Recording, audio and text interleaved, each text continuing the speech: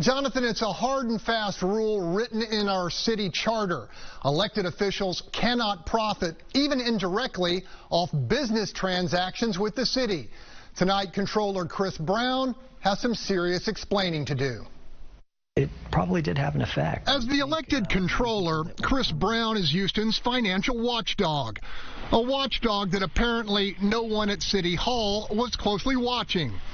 Documents obtained by Fox 26 News indicate a local developer who obtained a low-interest $3.5 million loan through the city's Housing and Community Development Department used the proceeds to purchase property owned by Brown.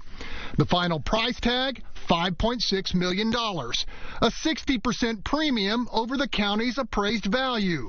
A big payday for Brown, but also a big potential problem because the city's financial watchdog purposely never disclosed to city council he stood to profit from the publicly funded deal. This is a serious and egregious malfeasance of duty and responsibility.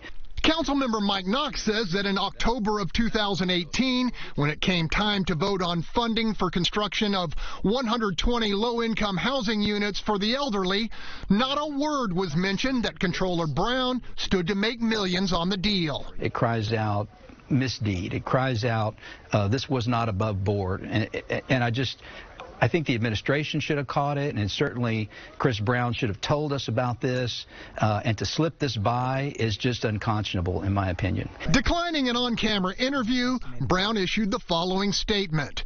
Prior to my father's passing, he asked that our family sell the property in East Downtown for senior affordable housing. My involvement with the transaction was limited to the sale of that property. I sought and obtained a legal opinion confirming there were no conflicts with my involvement in this transaction.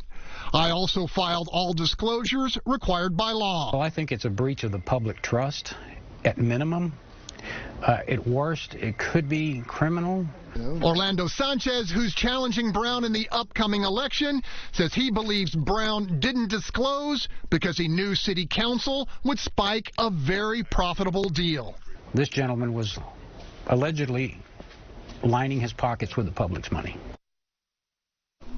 I spoke to a total of 5 members of City Council today, and none had any clue about the controller's windfall. And Brown's critics say the controller actually audited the Housing and Community Development Department, giving him access to inside financial information prior to this controversial land deal. In the studio,